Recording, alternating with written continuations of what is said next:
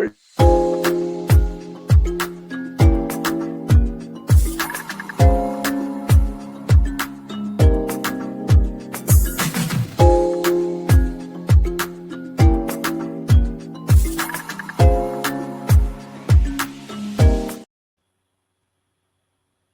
Good afternoon, ladies and gentlemen, friends, family, and lovers. I've finally done it. I finally got Dr. Ayodele Nzinga in the corner with me, and we're going to have conversation. We've gone back so far together, and we've got a lot of territory to cover. I want you to know that we are now talking to the first poet laureate of Oakland. Dr. Nzinga, thank you for your time. It's good to be here, Jeff. This is really an opportunity. We talk often, but we don't get a chance to talk publicly. And so this is really something unique and new. We've got a lot that's been going on, both socially uh, and politically, of course. But what we're really interested in is our survival. As you know, Recovery Theater's mission to meet people where they are, to elevate the medium of communication through theater and drama. And we've had so many changes that have taken place within the past few years. And so I need to check in with you as one of my mentors. Hey, where do we go? What do we do? Where do we start? And what are your thoughts on Black theater and our survival? So we start where we at, yeah? Mm-hmm. It's impossible to do otherwise, you know? Mm-hmm. And I agree with you. The last 5 years in particular have been extremely tumultuous. But I would suggest to you that the period of change is perhaps longer as we look at how things have evolved to get us to this point. We are paying for Obama, no matter what your opinion on his presidency is, or whether you are a fan or not. We're paying for that still. And they call it backlash. This is a blacklash. And within the last 5 years, you look back, when 5 years ago, George Floyd was murdered for 9 eternal minutes on TV and broadcast then around the world on loop. This public lynching that happened during an international incident, COVID, wherein we were all isolated together. It's interesting to be isolated together. So where consumption of television and media occupied more time perhaps than normal, and having more time, being released from the selling of your time for wares. Those jobs we have where you sell your time, you know, so you can get blenders and toaster ovens and subscriptions. In the absence of that, all that time where you could think and read and be still and maybe even have enough space in you to feel again. So when we saw that man killed on TV for 9 minutes, publicly lynched, it touched a lot of people. In that moment, you might feel as if a door was opening. I remember the arts commissions I had at the time, and I remember how the good thing that came out of the bad thing was the public outpouring and the solidarity and the joyfulness, perhaps in the arts community, that other people have finally entered the kitchen with them, so to speak. Other people realize, oh, Oh, there are tales of woe out there. Oh, these people really are being treated unfairly. Oh, maybe injustice is systemic. Maybe that does cause endemic harm in communities of color. Not only that, they was handing out money. Go fix it. We were, I think, as a whole, as a people, in an existential crisis in that moment. For Black people and people of color, I think that it was like a crucial, pivotal point, almost of a see, see, we've been telling you, now you see it, that kind of moment. But it wasn't a, oh my goodness, this happens. But for the, oh my goodness, this happens, and the see, I told you, all to be in the room at the same time. I think that there are money flow into Black organizations, into performance spaces, and invited us to tell stories. I remember seeing Cornel West when I was still in school, and he gave a lecture on pragmatic optimism. I've always considered myself since that point in time to be a pragmatic optimist. And so, even in the middle of these large commissions, I looked to my colleagues and I said, you know, that door not going to stay open for very long, right? That's right. And at the end of a 2-year exchange, so we're talking 3 years ago, I told them, I hear the door closing. I can see it. You look at the amount of light still coming through, it's halfway closed. And we were at the juncture where they were beginning to pull back money out of Black theater, out of arts and makers, out of communities, because we failed to save the world after, decades of market rate capitalism, um, 400 years of oppression in America. In the year and a half where funding was abundant, we we failed to save the world, and You mean so we could have saved the world in a year we, and a half? we didn't save the world. And so they realized rubbing our heads wasn't exactly or necessarily lucky, and they pulled that funding back. Okay, and if we fast forward to now, we are still paying for Obama. Okay, and the backlash continues. We now sit in a situation where we're watching the population of America be engineered, uh, uh, second quarter eugenics, where we ban all Black countries and we deport all Black and brown people, I guess to ensure the fragility of whiteness here, which is sort of like overkill. Sort of like what Putin's doing in the Ukraine and what Netanyahu's doing in the Gaza. Sort of an extreme overkill as the consciousness of the world shifts. So the door's all the way closed now. Not only is the door closed, they nailed it shut, and they are trying very hard to take us back to the cotton. So And what do we do? something You asked I the many want. questions. So what do we do, and where do we go from now as artists? You said that, right? Yes, yes, I did. So we do what we've been doing every day, Peaky.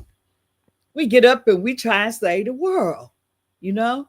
Was it Morrison who said, this is the time for artists? This right here, we were made for this, right? This is what we were built We were for. made for this. This is what we built for. This right here. And at the age I have been allowed to become, I've given back struggle, but I'm deeply invested in movement. And so I see this as almost circular. We've been right here before. And what did we do before? I'm sitting in West Oakland right now. You know the story of West Oakland. Mhm. So when they redlined it and wouldn't put any money in it, wouldn't pay anybody, wouldn't give people mortgage money to build, what did we do? We built us a world with everything in it, everything and everybody and every service that we needed. Now we know the way that places like West Oakland, Rosewood, and Black Wall Street have gone, but surely those historic lessons have instructed us in how to build it better. And so we do what we have done at every juncture in which we have flourished in this nation. We invest in ourselves, we build, we do for self, we remember to remember, and we create art because we the news. You know that. A mutual mentor told us if you want the news, you don't turn the TV on and read a newspaper. You play you some John Coltrane, That's what you do if you want the news. And so you and Also me, told me to look in the mirror. You are the news. okay, okay. So I think that to get back to something you said, I think that this COVID and that 3 year pause we got was nature's way of giving us a timeout. It's like you don't know how to behave. Go sit in that corner and think about how you need to act. And I don't think that was received, but I do believe that our way forward is to do what we've always done. As you said, um, I had a individual. I've got a piece that's coming up, and I'm going to shamelessly plug it. Of course, I've got my Tales from the Fentyloin that will be opening on June 13th, 14th, and 15th at the Potrero Stage Theater.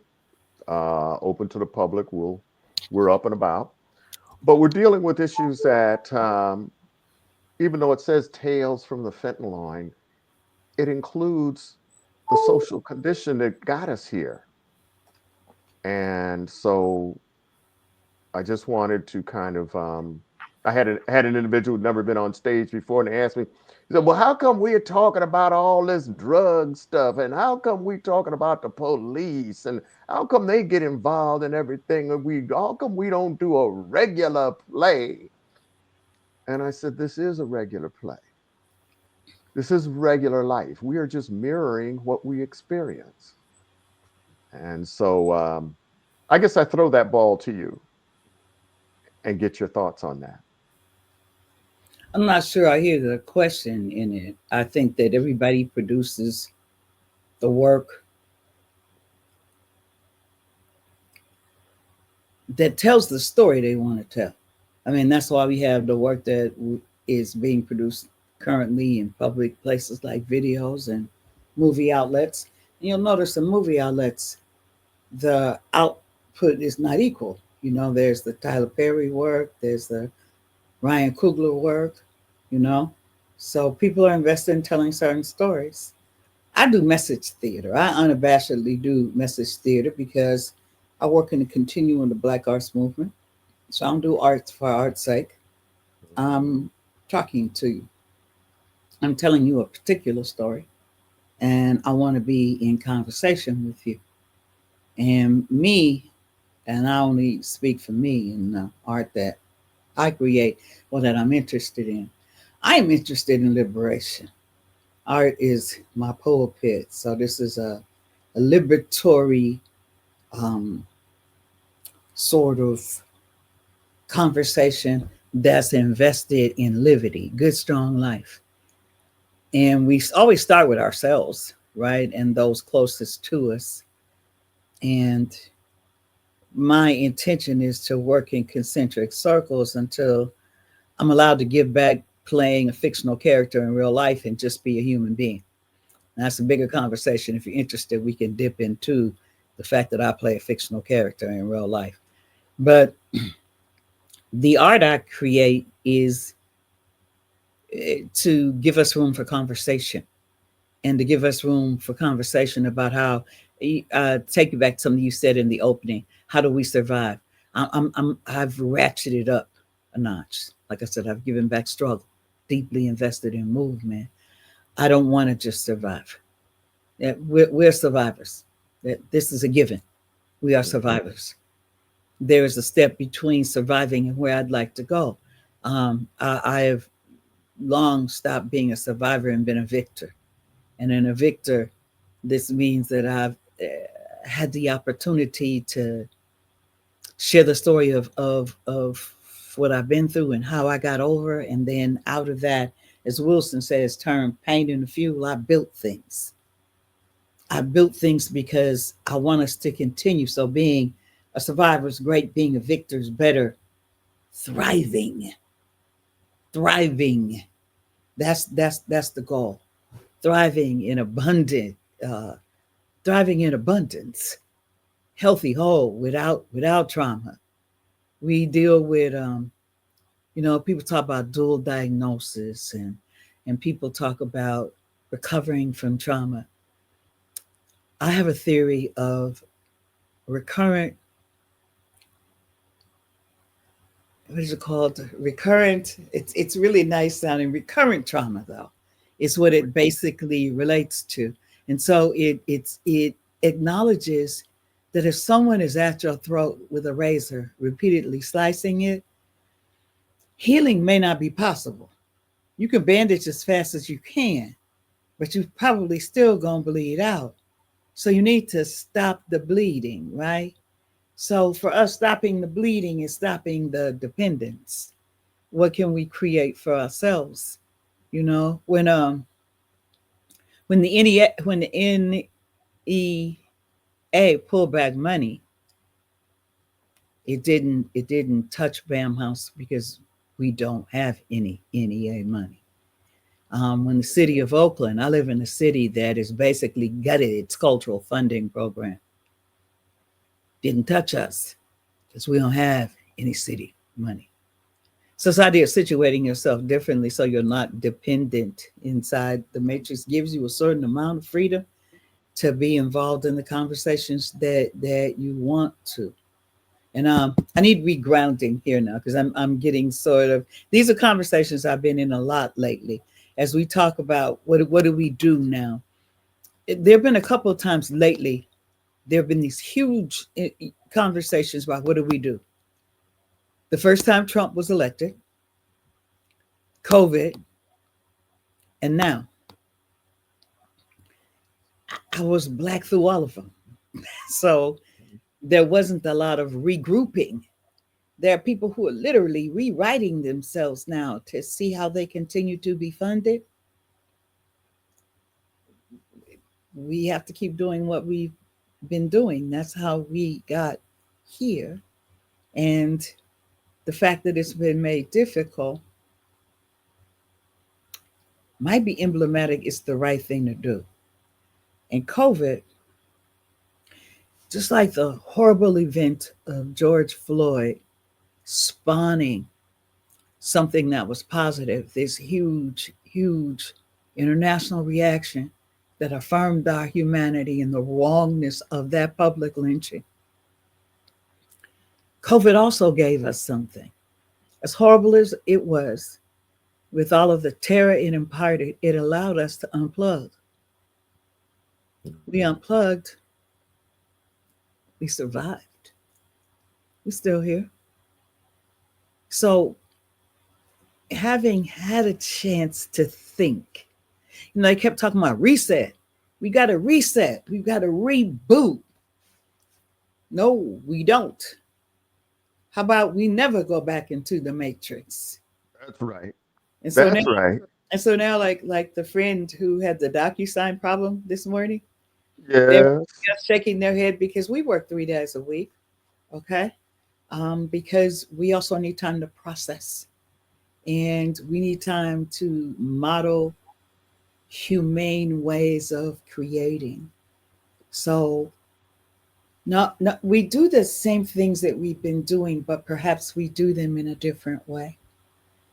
If we've been doing things simply to get the grant check, we might consider using grant money to do work that we desperately need done in community and helping funders understand that arts makers do more than provide art. You know, how many times a year you feed people? You know, how many times do you connect people to services, from emergency services, from help, I'm about to hurt myself, to can you give me a reference for a job? And you show up in all of those places. So, art for us is a way of convening an audience so that we could talk to and minister and love on people who are living in similar stories or who would benefit from the stories that we could bring to life. It's, can we frame that? I want to put that in gold. I Hmm. want that. This is going to be in perpetuity because the way you were able to concisely encapsulate the thought. I sat around and I call it, we've sat around and I've mentally just played these games, mentally jacked off. Just what if I could have, what if? But the reality is we are, and we're here, and you're doing, I'm doing. Um, I often say, people ask me, they say, well, why are you doing what you're doing? And I have no other answer other than to say, I tasted freedom. I smelled it, and I can't go back. Mm. I must go forward. There is no choice but to go forward. So with that, I think that the topics, the subject matter, even the actors that I choose are specifically tuned to the message and to the uh, to the production that's going to carry on what I am thinking and what's on my mind, and hopefully stimulate another person's mind so we can talk like this. You and I are talking. I'm understanding. I'm learning. I'm grateful for this time here. I'm really, really more appreciative of time, and it is valuable. Mm. So I just want to make sure you understand that I thank you from the bottom of my heart, and I deeply appreciate this time. Um, I like your thought about time. Time is the most precious commodity that we have. When people look at money, you can make and lose fortunes over and over again. When you're out of time, game's over, you know? Each second is unique. This time that you and I are spending here, or the time that someone else spends to listen to what we're talking about, you're never going to get that time back. And so the idea that you tasted freedom, I heard you. You talking to a retired slave. I'm a runaway. I'm a fugitive. Um, I and as such, I can't imagine selling my time for blenders anymore, or not making every moment that somebody puts a microphone in front of me count. Even this conversation with you, one of my oldest friends, you know, I show up in a way that I think values both of our time, or that I hope values both of our time. We were speaking a few moments before we came on air about how important it was for people to listen. And I was saying also how important it was to be articulated, because people don't often have the privilege of doing what we're doing, to sit and say how we feel, what we've experienced, what we've noticed about the world.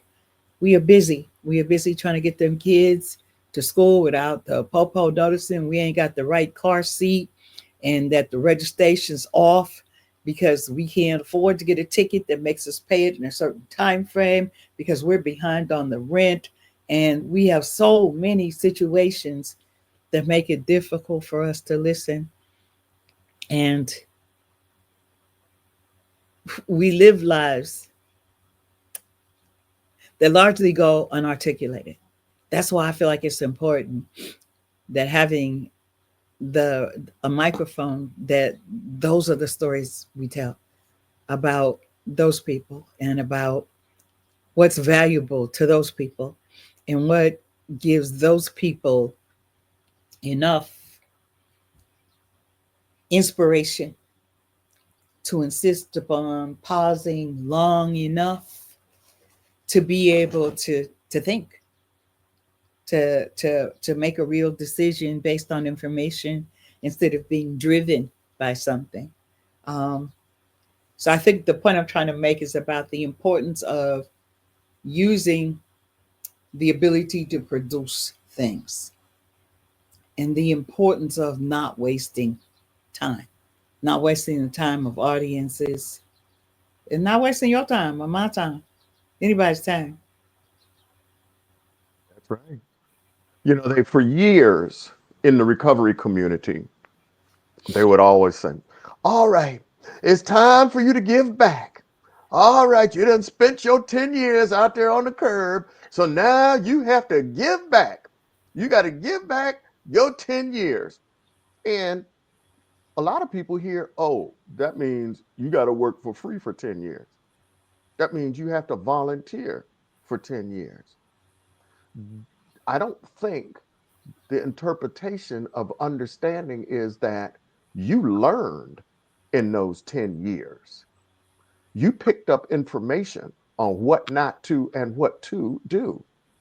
Um, and so giving back, as they say, the old players used to say, the game is to be sold and not told, is so true because the value of what you are giving, if it is just tossed out, if it is just thrown out, that doesn't mean it can't be free. That doesn't mean it can't be available to everyone, but it is a has to be valued. There is a value to it. It is important. It's going to keep you from killing yourself if you listen. If you listen, a lot of people have come before us and have paved a path. Um, I didn't realize what I was saying. And you know this. My father came to one of our shows and he loved you, just loved you, loved the way you unabashedly and purposefully delivered. He loved you. And he was so happy to come and see me back amongst the living Mm. and being able to produce. And one of the lines he told me I put in my piece, Resurrection, and that is, you are here to light the path for others. You have to put the light post, you have to put the lights down so others can follow the path. And I just kind of work with that. And I feel, I mean, we do what we do, I think I'm a good producer. I'm not the greatest of actors, but I'm purposeful and I'm serious about it. And I believe in change. That is why, from years, funders have said, "Why don't you change that name, Recovery Theater? What kind of thing?" And I have to keep telling them, "No, I'm not changing the name. That was born out of blood, sweat, and tears. Recovery Theater means something because recovery is nothing more than discovery. All we're doing is growing." At any rate, I really wanted to, I don't even have enough time to share the appreciation. I just wanted to get your input, sometimes reassurance. Sometimes I need reassurance. I'm not going to lie about it. Am I on the right path? And I feel I am. I feel I am. You summed yourself up great. You are a fantastic producer. You've always been a good producer, even in your former life. You were a good producer, a man who could go and put the resources together so that the party can begin. We, Okay, we, we, we, we won't go back. so we tend to have we tend to be in one conversation our entire lives, and and the maker whisper something in our ears before we take our first breath.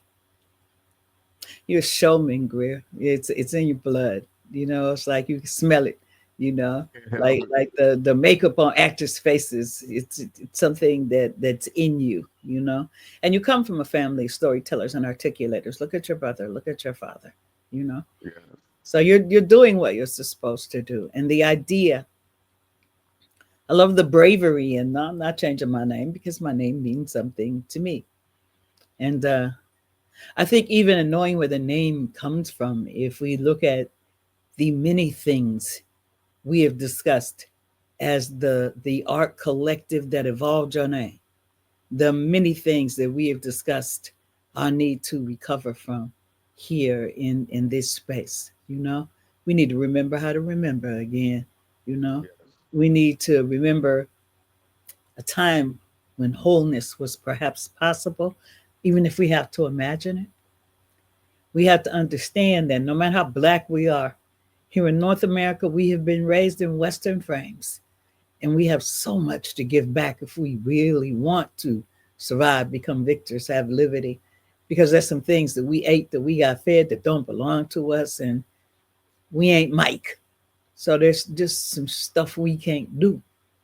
So we need to recover from our desire to do things that we shouldn't do. And we should remember why we don't do those things. You know, we need to recover from our addiction to material things. Um, I I love a good shoe as well as you, and I've heard about your shoe addiction to the point where there have been television shoes Don't about bring that your up. shoe addiction. Okay, I'm not gonna. I wait. No, I just say I'm gonna just tell the outside. You have to get the Go book. ahead. You have to get the book. Get the memoirs. I tell the whole stories. But so I love a good sneaker like the next man. I know I'm talking to a man who can appreciate a good pair of kicks. Absolutely. I mean, man, I'm getting ready to tell them to pan down. Let me look.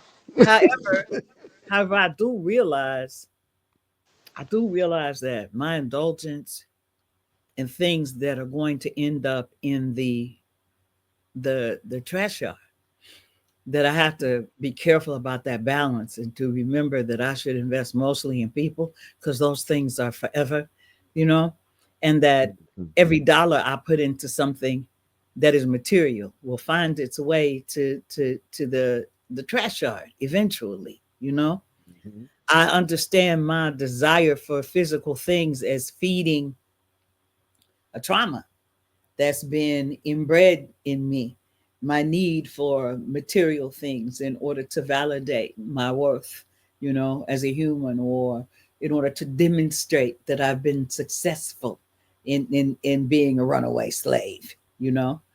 Um, yeah. So our recovery from market capitalism, um, there's so many things.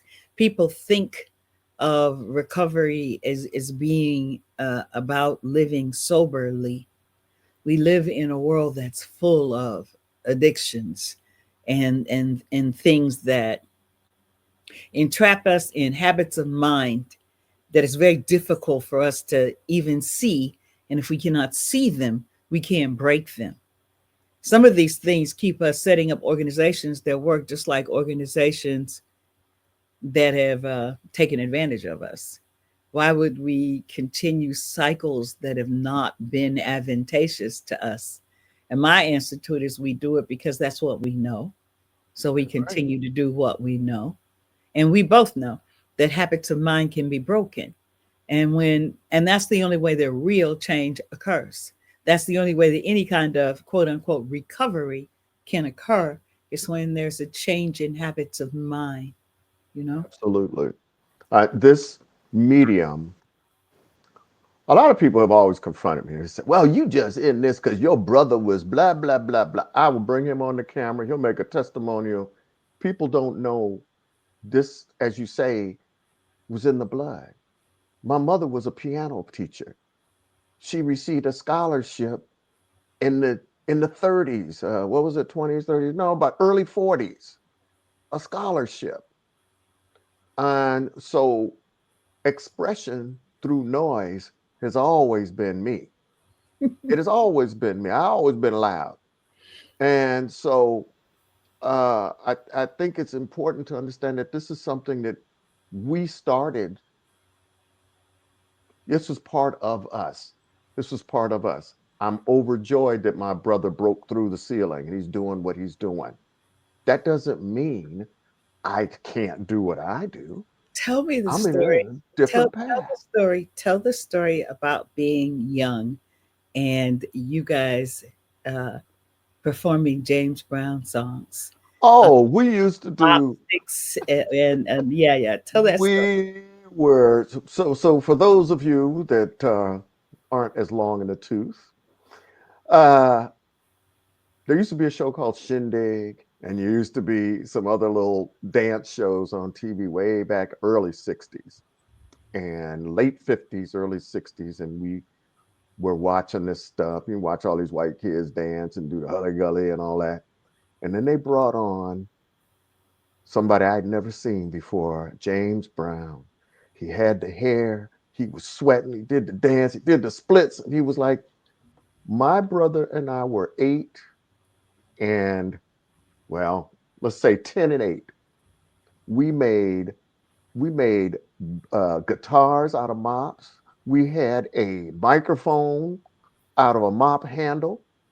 We even went so far as to try to get the hair. We took these socks, and weaved them together for like a wig. So we had the James Brown hair. So when we jerked, we could have the hair flip back to the side,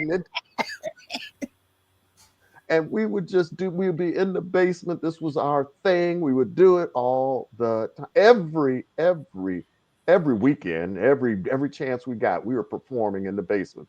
Nobody there. Maybe a few kids from the neighborhood, but wasn't nobody there. It was just us. And it was James Brown. And then we converted. Then when the Beatles came on and we saw Ike Turner, remember Ike Turner had the little the black Beatle cut. It was really a process. It was just Mhm. placed. We said, well, oh Big. my God, yes, we can do that too. So Okay. we converted our socks into these little Beatle wigs, and we were the Black Eagles. The big, But the black the Black Eagles. See, But I the know point that is, we story. did not have fear. We did not have any fear. We had no hesitation. We had nobody saying, you can't do that. Why are you doing it? We had nobody stopping us. And we were able to just express and emote. And the results, as they say, you can see. I know that story because I interviewed you for a book that what is it, performance pedagogy, wherein I say that you can teach anybody anything through allowing them to express themselves. You teach Yes. martial arts. So, what I can do with performing arts, you do it with martial arts. You know, when you involve any kind of imparting any kind of discipline, there is some life coach work going on, and there is some reasoning for why we approach a craft in a specific way, why we work in a certain style. There's always a story behind it. And so, from what I know about you, you are doing what was poured into you, you know? So Absolutely. yes, you're doing the right thing. Keep pouring out, and it's gotten you to this ripe old age where I've heard you describe yourself as long in the tooth. Speak for yourself, and all of these Oh, other oh, things. oh. And you talked about shindig. That's Soul Train, y'all. Shindig, and he said the hoodie gully. He said it. I Silly, heard silly. it. They got to look that up. Hey, but that got you here, and you're still in the same story, expressing. And it sounds like to me you and your brother found a great deal of joy there. Like you said, there was no one telling you that you should or that you couldn't. And it was such a sweet space until you repeated it over and over again. It was your method of play. I've been writing plays since I was in high school. Okay. Plays where we get other people to do it and learn the lines and wear clothes, and there would be music. Okay. My first play that I fully produced was at Hogan High School in Vallejo in 1969, I want to say. What? Say it And again. what makes it special? It was called a complete autobiography of Blackie. And what made it special was, or one of the things that made it special. Do you remember the band Confunction? Absolutely. Felton Pilot, Absolutely. Felton Pilot, and Lewis McCall were like childhood friends of mine, and they played in the complete autobiography of Blackie. They were musicians then, high school musicians, because they were still in high school. We all went to Hogan High, but you but they'd never been on stage before. So I put two members of Confunction on stage for the first time ever when I was in high school. That's how long this goes back, you know. So we're doing what was poured into us. I like to describe, because it sounds really nice and poetic. I'm doing what was whispered in my ear before I took my first breath. Absolutely.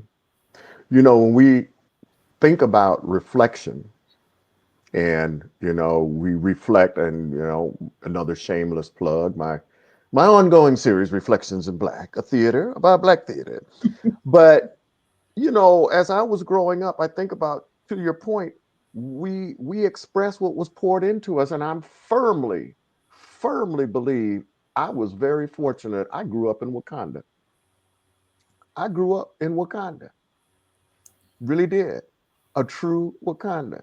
Black folks, I, in Detroit, Michigan, when we grew up, to see Black Islamic women walking around in their garb was as common as seeing a Catholic nun.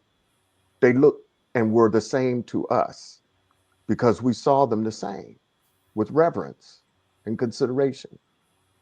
Mosque number one was walking distance from my house.